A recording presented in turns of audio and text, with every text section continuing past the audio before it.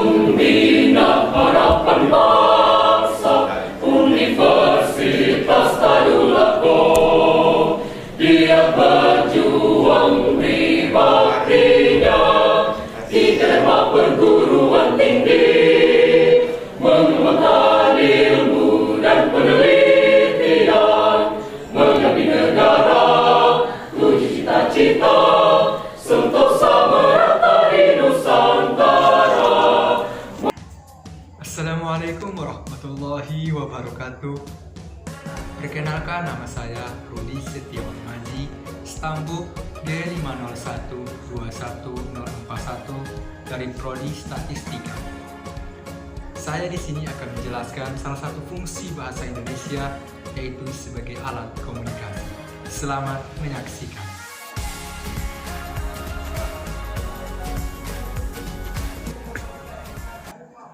Bahasa merupakan alat komunikasi yang diperoleh manusia sejak lahir. Penguasaan sebuah bahasa oleh seorang anak dimulai dengan perolehan bahasa pertama yang seringkali disebut bahasa ibu. Badudu 1989 menyatakan bahwa bahasa adalah alat penghubung atau komunikasi antara anggota masyarakat yang terdiri atas individu-individu yang menyatakan pikiran, perasaan, dan keinginannya. Bahasa sebagai suatu sistem lambang bunyi yang bersifat arbiter, mana suka digunakan masyarakat dalam rangka untuk bekerja sama, berinteraksi, dan mengidentifikasi diri. Berbahasa berarti menggunakan bahasa berdasarkan pengetahuan individu tentang adat dan sopan santun. Komunikasi tidak terbatas pada bahasa verbal. Beberapa ahli berpendapat ketika terdapat beberapa orang bersama dalam suatu tempat, pasti terjadi komunikasi. Sekalipun mereka tidak berbicara, namun hal tersebut merupakan bentuk lain dari komunikasi yang dapat diekspresikan. Melalui bahasa tubuh, ekspresi wajah, dan suara-suara non-linguistik, misalnya menggumam atau menggerutu. Komunikasi adalah istilah umum yang merujuk pada istilah yang lebih khusus dan simbol. Bahasa adalah sistem simbol yang teratur untuk mentransfer arti tersebut. Dengan demikian, bahasa adalah suatu modifikasi komunikasi yang meliputi sistem simbol khusus yang dipahami dan digunakan sekelompok individu untuk mengkomunikasikan berbagai ide dan informasi. Hartoko dan Rahmanto mendefinisikan teks adalah urutan teratur sejumlah kalimat yang dihasilkan dan atau ditafsirkan sebagai suatu keseluruhan yang kait-mengkait. Pengertian yang mendukung pendapat bahwa teks dapat terdiri dari teks tulis dan lisan. Bahasa memiliki beberapa fungsi, salah satunya sebagai media komunikasi. Bahasa adalah kemampuan dimiliki manusia untuk berkomunikasi. Bahasa diperoleh ketika seseorang terlahir ke dunia. Bahasa pertama diperoleh itu disebut bahasa ibu. Bahasa digunakan untuk mengekspresikan diri manusia dalam lingkungannya. Di Indonesia, bahasa yang digunakan untuk berkomunikasi umumnya ada dua, yakni bahasa Indonesia dan bahasa daerah. Bahasa Indonesia digunakan sebagai bahasa nasional dan bahasa negara seperti yang tercantum dalam Sumpah Pemuda.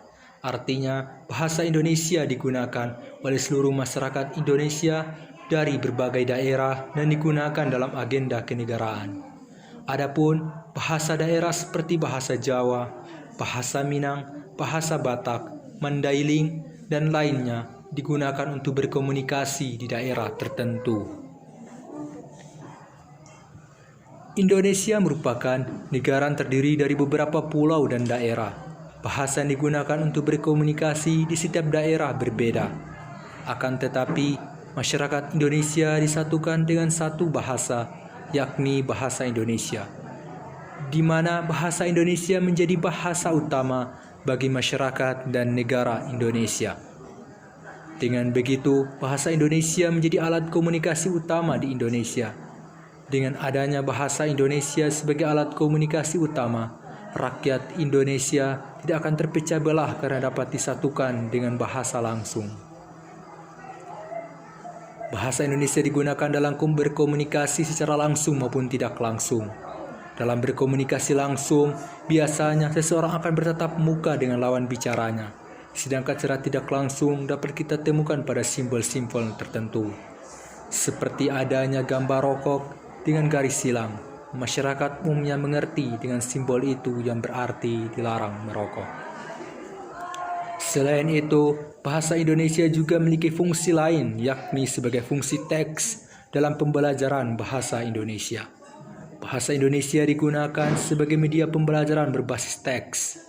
Teks dalam pembelajaran bahasa Indonesia tersebut diantaranya teks persuasi, teks deskripsi, teks narasi, teks eksposisi, teks argumentasi, dan lainnya.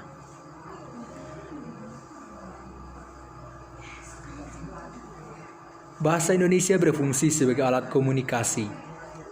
Bahasa Indonesia merupakan alat komunikasi utama di Indonesia, walaupun banyak generasi yang menggemari bahasa Inggris, tetapi bahasa Indonesia tetap menjadi bahasa nomor 1 di negara ini.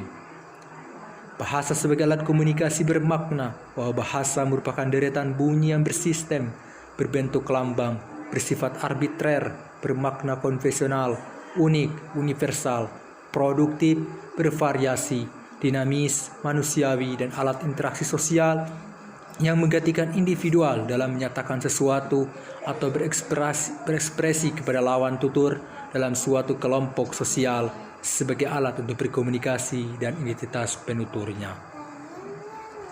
Itulah pemaparan materi atau penjelasan tentang salah satu fungsi bahasa sebagai alat komunikasi yang dapat saya jelaskan. Semoga dapat dimengerti dan dipahami dan bermanfaat untuk kita semua. Dan jika ada yang kurang, mohon dimaafkan. Saya akhiri, wabillahi taufiq wal hidayah. Wassalamualaikum warahmatullahi wabarakatuh.